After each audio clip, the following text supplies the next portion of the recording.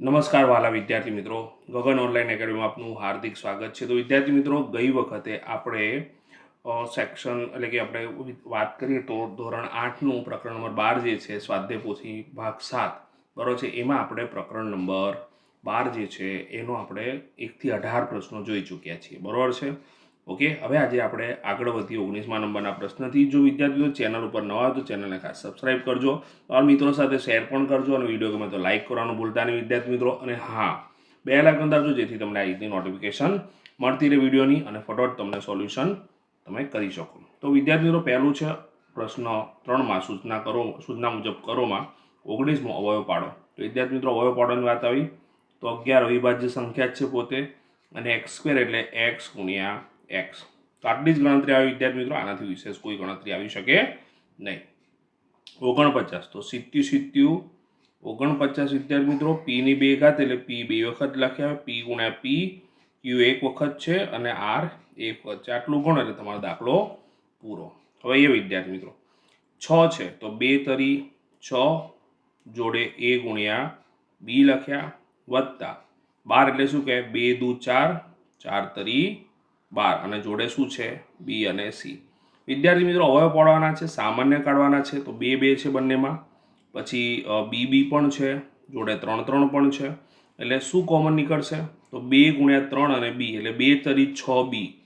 6b common નીકળી ગયા વિદ્યાર્થી મિત્રો. પહેલા પદમાં શું વધે છે માત્ર a અને બીજા પદમાં શું વધે છે 2c એટલે 2c. તો આપણે આ શું પાડ્યા કહેવાય વિદ્યાર્થી મિત્રો, અવયવ પાડ્યા કહેવાય. ખ્યાલ આવ્યો કે નહીં? હવે આપણે આગળ વધીએ દાખલા નંબર 2માં. તો 2a નો ઘન એટલે 2 ગુણ્યા a કેટલી વખત લખ્યા 3 વાર લખ્યા, ઓછા 3 લખ્યા, a કેટલી વાર લખ્યા 2 વાર લખ્યા અને b 1 વાર લખ્યા, વત્તા 5 લખ્યા, a 1 વાર લખ્યા અને b કેટલી વાર લખ્યા 2 વાર લખ્યા, ઓછા a 1 વાર લખ્યો અને b પણ 1 વાર લખ્યો. તો બધામાં શું નીકળે છે કોમન? 2 છે બધામાં નથી, a છે બધામાં, હા એ બધામાં દેખાઈ રહ્યો છે, એ બધામાં દેખાઈ રહ્યો છે. અહીંયા પછી કોઈ સામાન્ય નીકળતું નથી વિદ્યાર્થી મિત્રો, એટલે માત્ર a કોમન નીકળે તો 2 a કેટલી વખત છે 2 વાર એટલે 2 ની 2 ઘાત આવી, ઓછા 3ab આવ્યા. શું આવ્યા 3ab. પછી શું આવશે 5b ની 2 ઘાત, 5b ની 2 ઘાત અને ઓછા શું આવ્યા b. તો વિદ્યાર્થી મિત્રો, આનાથી આગળ કંઈ ના થાય. આજ આપણા પ્રશ્નનો શું થઈ ગયો જવાબ થઈ ગયો. નેક્સ્ટ પ્રશ્ન તરફ જઈશું વિદ્યાર્થી મિત્રો. તો વિદ્યાર્થી મિત્રો, દાખલા નંબર 3 જે છે એની વાત કરી તો જો a ની 3 ઘાત એટલે a કેટલી વખત આવશે વિદ્યાર્થી મિત્રો 3 વાર. કેટલી વખત 3 વાર. પછી a ની 2 ઘાત એટલે a કેટલી વખત આવશે 2 વાર, વત્તા a જોડે કંઈ નથી એટલે 1 જ લખીશું અને 1 ના 1. બરાબર, આપણે શું બનાવીશું વિદ્યાર્થી મિત્રો આ પ્રશ્ન માટે જોડી. શું બનાવીશું? જોડી. બરાબર. હવે જો વિદ્યાર્થી મિત્રો, પહેલા બે પદમાં a ગુણ્યા a કોમન નીકળે છે અને બીજામાંથી શું કોમન નીકળે છે 1 કોમન નીકળે છે. કેટલા કોમન નીકળશે 1. તો અહીંથી જો a ની 2 ઘાત કોમન સામાન્ય નીકળે, કોમન એટલે સામાન્ય, તો પહેલા પદમાં 1 વધે અને બીજા પદમાં તો બધું જતું રહ્યું એટલે શું વધશે સબકા માલિક 1, વત્તા આ બંનેમાંથી શું કોણ નીકળશે 1. તો પહેલા પદમાં શું વધશે a, બીજા પદમાં અહીંયા ગુણ્યા 1 જ વિચારો ને, એટલે 1 જ કોમન નીકળશે તો 1 રહેશે. બરાબર વિદ્યાર્થી મિત્રો, તો અહીંયા પણ 1 જ આવશે. તો વિદ્યાર્થી મિત્રો, a+1 આપણને કેટલી વાર મળ્યા 2 વાર મળ્યા. તો એ પણ આપણે સામાન્ય કાઢી નાખીએ, a+1 સામાન્ય કાઢી નાખીએ તો બીજા કોષમાં શું વધે આ a² વત્તા 1 વધે. ખ્યાલ આવ્યો કે નહીં? એકદમ સરળ દાખલો હતો. આ રીતે ગણો તો તમને પૂરેપૂરા માર્ક્સ મળી જાય. અહીંયા જોઈએ, ચલો y² એટલે y ગુણ્યા y. ઓકે વિદ્યાર્થી મિત્રો, અહીંયા આપણે થોડુંક ધ્યાન રાખવું પડશે વિદ્યાર્થી મિત્રો, પદ ગોઠવણી કરવી પડશે. શું કરવું પડશે? પદ ગોઠવણી કરવી પડશે. તો આપણે શું કરીએ, આ 8 zx છે ને એને છેલ્લે લઈ જઈએ. બરાબર છે. તો પહેલાં લખીશું આપણે y² ઓછા 2xy ઓછા 4yz વત્તા 8zx. એટલે આપણે પદ ગોઠવણી કરી. શું કરી? પદ ગોઠવણી. હવે આપણે આ બેની જોડી અને આ બેની જોડી બનાવીશું. બરાબર છે વિદ્યાર્થી મિત્રો.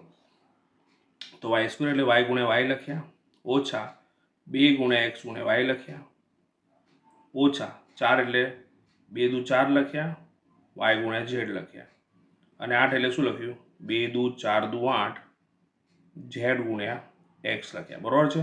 જોડી તો બનાવેલી જ છે ઉપર પ્રમાણે. બરાબર છે વિદ્યાર્થી મિત્રો. હવે અહીંયા પ્લસ છે, બરાબર ધ્યાન રાખજો. હવે બંનેમાં સરખું સરખું શું કોમન નીકળે? તો અહીંયા જો વાય કોમન નીકળશે. અહીંયા જુઓ 2 2 2 2, બરાબર છે. બીજું શું કોમન નીકળશે? ઝેડ પણ કોમન નીકળશે. શું કોમન નીકળશે? ઝેડ પણ કોમન નીકળશે. તો અહીંયા શું લખ્યું? જો બંનેમાંથી વાય કોમન નીકળે, સામાન્ય નીકળે એટલે વાય ઓછા 2x આવશે. શું આવશે? વાય ઓછા 2x. હવે જો આ માઇનસ કોમન નીકાળું તો પહેલું પદ પ્લસ થશે ને બીજું માઇનસ થઈ જશે, અને 2 દુ 4 અને જોડે ઝેડ, 4 ઝેડ કોમન નીકળે તો પહેલા પદમાં વાય વધશે ને બીજામાં 2x. યાદ રાખો વિદ્યાર્થી મિત્રો, બંને કૌંસ સરખા જ મળશે. બંને કૌંસ કેવા મળે? સરખા જ મળશે, એટલે તો જ તમે સાચા. તો બંને કૌંસ સરખા મળ્યા વિદ્યાર્થી મિત્રો, એને આપણે કોમન કાઢી નાખ્યા તો વાય ઓછા 2x કોમન નીકળ્યા. તો બીજા પદમાં શું હશે? વાય ઓછા 4z. તો આશા રાખું છું વિદ્યાર્થી મિત્રો દાખલામાં ખ્યાલ આવી ગયો છે. હવે આ દાખલાની વાત કરીએ વિદ્યાર્થી મિત્રો. તો આમાં છે જુઓ, એલ વાળાને જોડેલો, વાળાને જોડેલો, એટલે આપણે શું કરીએ?